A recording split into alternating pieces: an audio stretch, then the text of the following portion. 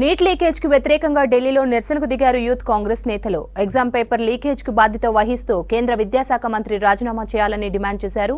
ధర్నాలో తెలంగాణ ఎంపీలు వంశీకృష్ణ, చామల కిరణ్ కుమార్, రఘువీర్ రెడ్డి పాల్గొన్నారు. మరోవైపు నీట్ లీకేజ్ కేసులో ఇద్దరిని అరెస్టు చేసింది సిబిఐ.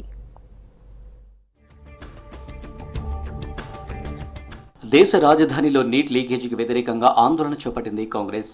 ఢిల్లీ జంతర్ మంతర్ దగ్గర యూత్ కాంగ్రెస్ నేతలు నిరసనకు దిగారు. ధర్నాలో తెలంగాణ కాంగ్రెస్ ఎంపీలు వంశీకృష్ణ, చామల కిరణ్ కుమార్ రెడ్డి, రఘువీర్ రెడ్డి పాల్గొన్నారు. నీట్ లీకేజీకి బాధ్యత వహిస్తూ కేంద్ర విద్యాశాఖ మంత్రి ధర్మేంద్ర ప్రధాన్ రాజీనామా చేయాలని డిమాండ్ చేశారు. నెట్ ఎగ్జామ్ రద్దు చేసిన కేంద్రం నీట్ను ఎందుకు క్యాన్సిల్ చేయడం లేదని ప్రశ్నించారు ఎంపీలు. కొంతమంది బీజేపీ ఎంపీల కుటుంబ సభ్యుల కోసమే నీట్ లీక్ చేశారని ఆరోపించారు. పరీక్షల నిర్వహణలో ఎన్డీఏ సర్కార్ ఘోరంగా విఫలమైందన్నారు కాంగ్రెస్ నేతలు. ధర్మేంద్ర ప్రధాన్ గారు రిజైన్ చేయాలని చెప్పి ఏదైతే అందరం కోరుతున్నామో, మన పిల్లలకు న్యాయం జరగాలని చెప్పి మీరందరూ చూస్తున్నారు. ఎట్లయితే కరప్షన్ చేస్తుందో ఈ బీజేపీ ప్రభుత్వము గత 10 సంవత్సరాలు నిరంకుశ పాలన చూస్తున్నాము. ఈ స్కామ్ కానీ ఎలక్షన్స్ ముందు అయి ఉంటే ఖచ్చితంగా ఈ బీజేపీ ఎన్డీఏ గవర్నమెంట్ కూడా వచ్చేది కాదని చెప్పి చాలా స్పష్టంగా తెలుస్తుంది. పేపర్ లీక్ చేసుకొని బతకడం ఏం బతకని చెప్పి ఈసారి ప్రజలందరూ అడుగుతున్నారు. వాళ్ళకి మద్దతు కూడా ఇస్తున్నాము.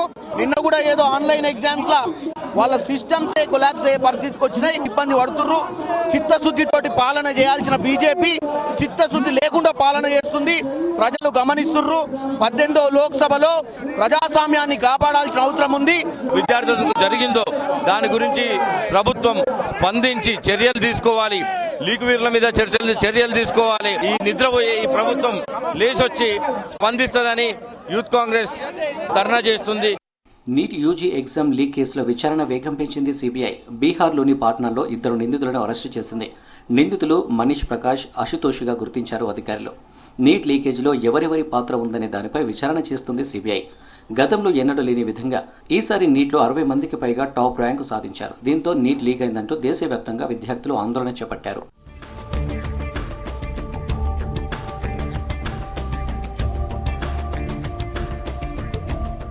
ఢిల్లీలో ఎన్టీఏ ఆఫీస్ దగ్గర ఎన్ఎస్యూ చేపట్టిన ఆందోళన ఉద్రిక్తంగా మారింది. నీట్ లీకేజ్ను నిరసిస్తూ విద్యార్థులు ఆందోళనకు దిగారు. సుమారు 100 మంది స్టూడెంట్స్ ఎన్టీఏ కార్యాలయాన్ని ముట్టడించారు.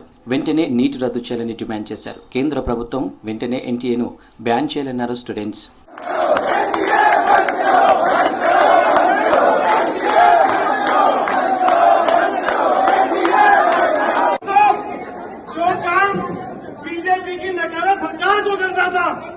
एनडीए पर ताला मारता था, ये ताला बीजेपी की सरकार ने नहीं मारा है.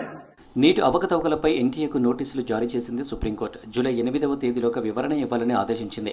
నీట్ లీకేజీపై వచ్చిన మిగిలిన పిటిషన్లతో కలిపి అదే రోజు విచారిస్తామంది సుప్రీంకోర్టు.